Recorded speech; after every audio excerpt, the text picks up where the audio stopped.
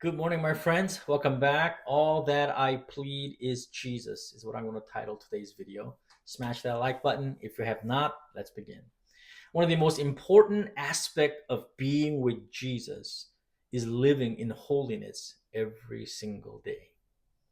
But let's be honest, a lot of Christians are struggling. A lot of believers are having a hard time here. And while outright sin is dangerous, I think what's even more alarming and dangerous is when someone looks great on the outside, looks fantastic, shows up at church, serves people, lifts up their hands during worship, while their soul is quietly falling apart. And this isn't just an adult issue, it's hitting kids too, youth kids, children. There was a time when you get sick, what do? You lie in bed, cover yourself with blanket, and rest. Now, what do people do? They stay under the blanket, same thing. But now they're scrolling their phone endlessly, consuming anything and everything, often feeding their flesh more than their spirit. And by the way, starting really young. Kids as young as 5 years old, maybe even younger than that, are being handed iPads by their schools in the name of education. See, according to a report from US Department or United States Department of Education's National Center for Education Statistics, 94% of public schools provide digital devices to students in 2022. 94%. I'll just say it, iPads don't belong in preschool, kindergarten, maybe entire elementary school, middle school, maybe not even for high school. Kids don't need more screen time. They need real connection.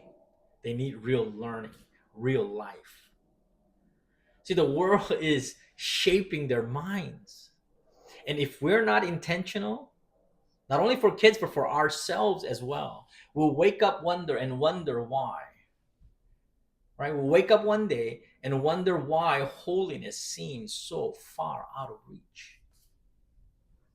Some people start strong. Some Christians start really strong, fully committed. I'm going to be holy. But somewhere along the way, they let their guard down. And here's the thing, temptation is not quietly and politely knocking on the door. For many of us, it's already inside, making itself at home. The enemy doesn't fight fair, and he never has. He's slipping ungodly content right into our hands, right where we are resting, right where we think we are safest. Let me ask you some questions. Is watching a TV show a sin? What about some sports, basketball, football? Is that a sin? Of course not. We know that. But that's not the real question. The real question is this: what's it doing to your heart, the wellspring of life? What happens when we rush through our time with God just so we don't miss the next Netflix favorite K drama?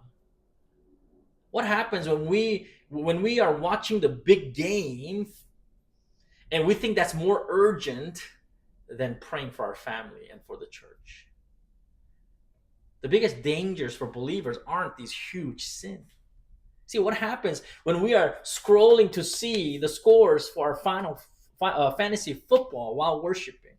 This is subtle, little distractions, the harmless, seemingly small habits that over time numbs our hunger for God.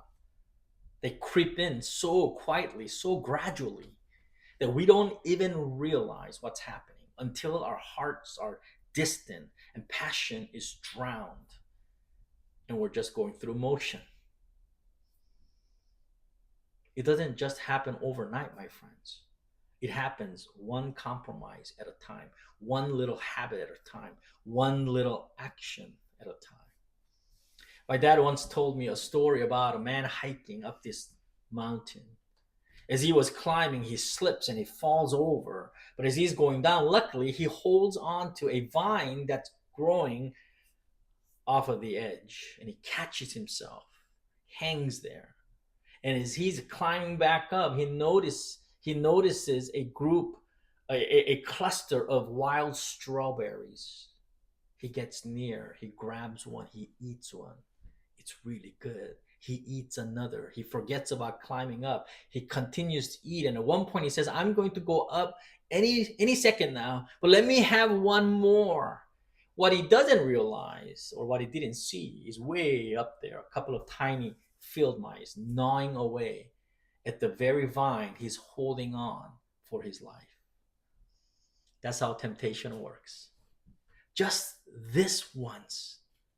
That's what we tell ourselves. Everybody else is doing it just this once. But before we know it, we drift. We're out of sync with Jesus. We're out of fellowship with Jesus. He feels so distant. And at times we feel so guilty, we don't even want to go to Jesus. Think back to the COVID-19 pandemic. Millions of people got sick. Hundreds of thousands of people died. Why? A tiny, invisible virus, something no one could even see with their naked eyes, brought the entire world to its knees. That's how sin works. It doesn't always come charging in like some dinosaur. It slips in quietly, disguised as a small compromise, disguised as a tiny distraction, disguised as an innocent habit. Little by little, it poisons our hearts, the wellspring of our life. See, that's why holiness isn't just about avoiding big sins. It's about walking in the light, being with Jesus, walking with Jesus, bringing every part of our lives under the authority of Jesus, refusing to let sin get even the smallest part foothold in our life. Fixing your eyes on Jesus is like getting vaccinated. It doesn't mean you won't be exposed to sin, but it does mean you're equipped to fight it off. It does mean you're equipped to be strong in the midst of the temptations that come our way. In a world full of temptation, that vaccine, that armor makes all the difference. We're going to be bombarded every moment. How will you defeat it? Be with Jesus. See, real holiness isn't a switch you flip on or flip off. It's who we are when no one's watching us. It's who we are when people are watching us. It's in the choices we make every single day, the words we speak, the way we treat people, even when we are tired and frustrated, or when we are pushed to our limits. You probably know the fruit of the Spirit. We've read it before in one of our videos. Love, joy, peace, patience, kindness, goodness, faithfulness, gentleness, and self-control. Galatians 5, chapter 5, verse 22 to 23. But here's the real question. The real question is not, have you memorized that verse? The real question is, do you see these fruit growing in your own life? The goal isn't to memorize and remember all these different aspects of the fruit. It's to live them. That's why abiding in Jesus isn't just about reflecting. Writing that journal is not just evaluation. It's to lead us to obedience to Jesus Christ, staying in step with him. We all want to live fruitful lives, don't you? I do. To bear evidence that Jesus is working in us, to bear evidence that I really am a Christian, a disciple of Jesus. And if we've learned anything by now, it's that we can't produce these fruits on our own. No matter how hard we try to be more loving, more patient, more joyful, more gentle, we always hit a wall. And when we do, it's frustrating. We want to be better. We want to reflect Jesus more. But sheer effort can only take us so far. And I'm sure you've already discovered that. Sheer effort, willpower can only take us so far until we fall apart. See, before we can be filled with the Spirit, we have to face the truth of our own emptiness, brokenness. We have to reach the point where we really know and understand that on our own, we have nothing to offer. And that's exactly where grace meets us. Holiness begins the moment we surrender. It's not about gritting our teeth and trying harder. It's about letting God do the work in us. The fruit of the Spirit isn't something we manufacture. It's something we grow. It's something Jesus grows in us as we yield to Him day by day, moment by moment. And here's the thing, it starts small. At first, it might not even look like anything. It might feel weak, slow, even invisible. But don't dismiss small beginnings. Go read Colossians chapter 1 6. It'll remind you, and it reminds me, that God is the one who causes fruit to grow. If there's life, there's fruit to grow, even if it's barely noticeable at first. Of course, weeds will grow too, weeds of distractions, weeds of bad habits, weeds of temptations. They'll creep in, they'll try to choke out what is good and what God has planted in our hearts. But the good news is this: if we stay close to Jesus, if we fix our eyes on Jesus, if we are with Jesus, the fruit will continue to grow. And in time, it becomes clear, or it become clear, not because we tried harder, but because we stayed and abide with Jesus. Let me remind us that verse that we've read before. Jesus said it, right? Jesus said it that very, very plainly. I am the vine, you are the branches. If you remain in me and I in you, you will bear much fruit. John 15:5. The goal isn't to force fruit to appear. We have a tendency of doing that. The goal here is to abide, to be with Him, to call Him, to invite Him, stay close to Him, to be rooted in Him, keeping your eyes on Him, not just once in a while, but every single day, as much as we can. The more we abide, the more His life flows through us.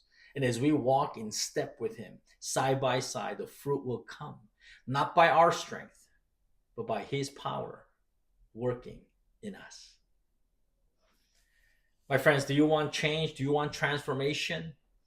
Do you want more of God in your life? Invite Him in. Walk with Him. Talk with Him. Spend time with Him. There's a hymn called My Plea by J.L. Baker that beautifully reflects this reality. It says, of all earthly treasures, nothing I brought. No great deeds or merit have I ever wrought. Though vile and unworthy as mortal could be, I've nothing to offer, but this is my plea. All that I have is Jesus. All that I claim is Jesus.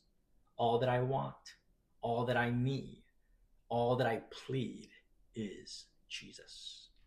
I pray that's your desire, as it is my desire in my life. My friends, God bless you. Have an amazing day. And may you invite Christ into every moment of your life. While you're working in your office or cubicle, while you're having a meeting with your project manager, or you are the project manager, invite Jesus into that moment. When you go home, invite Jesus into your family. May your day be filled with fruitful moments as you walk with Jesus. And when you are evaluating yourself tonight through the abiding journal, may you repent if you need to. May you ask Him to be a bigger part of your life. May you find yourself in love with Christ more and more. God bless you. Again, click that button, like. If you have not done it, do it on Facebook as well as YouTube so more people can join us. And I'll see you tomorrow.